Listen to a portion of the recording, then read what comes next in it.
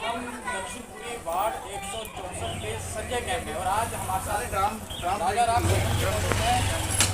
आम आदमी पार्टी के सताए हुए हैं और कांग्रेस पार्टी में काफ़ी लंबे समय से हैं, और कांग्रेस पार्टी के जो प्रत्याशी हैं यहाँ पे विक्रम जी, उनका प्रचार प्रसार कर रहे हैं। तो राजा राम गौतम जी हमारे साथ मौजूद है। तो चुनाव का माहौल है, 12 सीटों का उपचुनाव है जिसमें दक्षिणपुरी की, और आप कांग्रेस के प्रत्याशी के लिए प्रचार प्रसार कर रहे लोगों को वोट मांगने, किस तरह का मामला देखिए, चुनाव काफ़ी टफ है और कांग्रेस के लिए मुझे इसलिए आना पड़ा क्योंकि कांग्रेस ही एक ऐसी पार्टी है जिसने अभी जनता को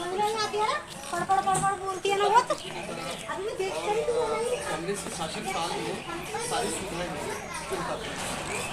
ना ही घर तोड़े गए, ना ही झुग्गियाँ तोड़ी गई, ना ही पार्कों में जो है सौंदर्यीकरण हुआ। बहुत अच्छा कांग्रेस के टाइम में, और पार्किंग की भी समस्या नहीं हुई उस टाइम में।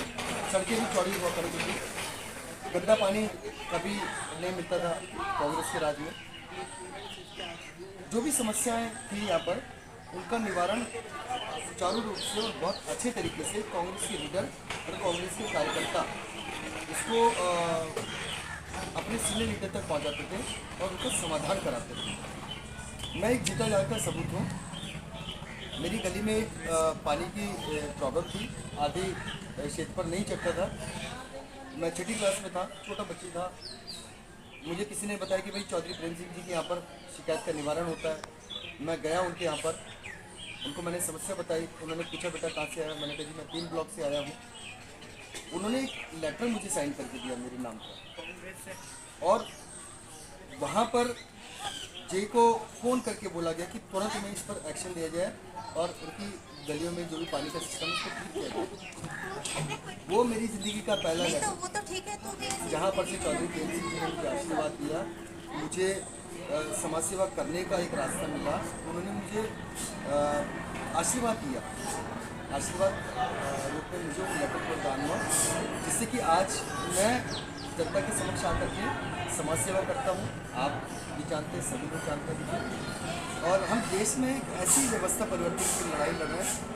पीछे की सरकारों के साथ हमने सोचा कि उनके साथ काम करते हैं, ईमानदार सरकार होगी और उनके साथ काम करेंगे, लेकिन ईमानदार सरकार थी, इसमें कोई दो राय नहीं थी। लेकिन बाद में आते आते ये एक ऐसे पटल पर चली गई जहाँ पर पूरा बेईमानी का इनका एक कार्यशैली निकल करके आई। टिकट देने से लेकर के लेने तक की प्रक्रिया में, और उनके कैंडिडेट कैसे काम करते हैं, कैसे उनके कार्यकर्ता वसूली करते हैं, उससे हम बड़े आगाह थे।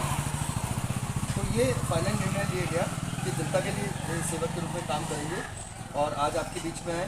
जैसे कि मैं दिखाना चाहूँगा कि देखिए ये संजय कैंप है, दक्षिणपुरी के वार्ड 164S में आता है, जिसमें हमारे विक्रम कांग्रेस के कैंडिडेट हैं, और हम ग्राउंड पर उतरे हैं। मैं भी उतरा हूँ और विक्रम जी भी उतरे हैं। देखेंगे ये आपका खत्ता है जिसको डलाव बोलते हैं, और ये स्वयं स्वच्छता इनिशिएटिव प्राइवेट लिमिटेड कुछ करके दक्षिणपुरी ढलाव नंबर A5259/164S। यहाँ पर देखिए सारा अटेंडेंट का नाम भी लिखा है, ठीक है, अजीत ओझा जी इंचार्ज इसके। लेकिन आइए इसकी स्थिति देखें। इसकी स्थिति ये है कि ये खुला है, यहाँ पर कोई भी चीज़ नहीं है, और देखिए बदबू आ रही है, अंदर घुसने में बड़ी परेशानी आ रही है। और ये तो नाम के लिए तो कूड़ा घर है, लेकिन देखिए कि कूड़ा बाहर डाला गया है। दिखाएं ये मलबा, देखिए कैमरामैन साहब दिखाएं जरा। और ये देखिए कूड़ेदान की गाड़ियाँ किस बुरी हालत में पड़ी हैं। सेकेंडली आप देखेंगे ये जन सुविधा परिसर, इसकी हालत किस तरह से है, और जिसका शिलान्यास माननीय श्री प्रकाश जारवाल ने किया था। देखेंगे किस खराब कंडीशन में ये है।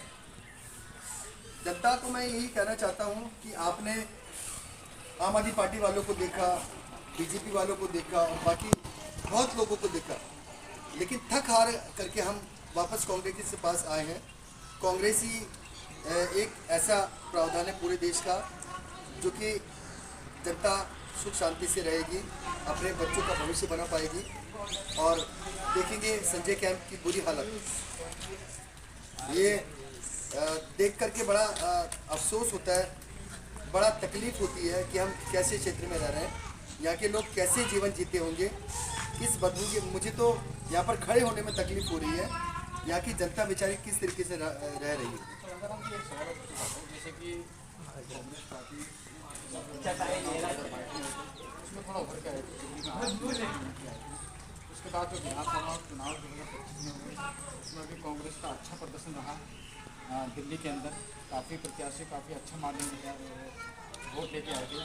तो क्या लगता है जो 12 सीटें हैं ये कोई कितना प्रभाव आप मानते हैं, क्योंकि बिहार चुनाव में जहाँ कांग्रेस को नुकसान हुआ है उसका यहाँ कार्यकर्ताओं का मनोबल कितना होगा? ऐसा नहीं है, देखिए 3 सीटें निकल करके आई है। आपको पता है राहुल गांधी जी शांति और न्याय व्यवस्था पर पूरा विश्वास करते हैं और उनकी कार्यशैली जिस तरीके से चल रही है पूरे देश में, ये एक दिन व्यवस्था परिवर्तन की लड़ाई लाएगी। माननीय राजेंद्र पाल गौतम जी हमारे जो राष्ट्रीय चेयरमैन बनाए गए हैं, उनकी दिशा निर्देशन में ही अब पूरा देश उभर करके आ रहा है। SC/ST को कोई प्रावधान नहीं दिया जाता था, पहली बार एक SC/ST के व्यक्ति को जो है टिकट दी गई है और उनको आगे उभरने का मौका दिया गया है, समाज में अच्छा काम करने का मौका दिया गया। डॉक्टर भीमराव अंबेडकर जी को और संविधान को अगर कोई मानती है तो कांग्रेस पार्टी मानती है, माननीय राहुल गांधी जी मानते हैं। और राजेंद्र पाल गौतम जी को तो आप देखते कि अम्बेडकर जी का दूसरा रूप मानते हैं, जितना कि जो मैं उनको फॉलो करता हूँ मेरे राजनीतिक गुरु, उनके द्वारा जितना देश में बदलाव हो रहा है, राहुल गांधी जी के द्वारा, कांग्रेस के हर एक पदाधिकारी के द्वारा कितना बदलाव हुआ है। एक एक कार्यकर्ता ग्राउंड पर उतरा है और जनता की सेवा के लिए, और ये लोग सच्चे देशभक्त हैं। इसलिए मेरा मन करता है कि मैं कांग्रेस को समर्थन करूं, कांग्रेस के साथ आकर के काम करूं। तो मेरा ये सौभाग्य मुझे प्राप्त हुआ है माननीय राजेंद्र पाल गौतम जी के द्वारा कि मैं आकर के कांग्रेस में आप सेवादार हूं आप सभी का, और आप सभी के समक्ष में जनता की समस्याओं को मैं उजागर कर रहा हूँ और वादा करता हूँ इस सीट पर हमारे आप नुमाइंदों को लेकर के आएंगे, आपके सुचारू रूप से काम होंगे, जनता को बिल्कुल तकलीफ नहीं होगी, ये हम आपसे वादा करते हैं। Very good. बहुत बहुत धन्यवाद।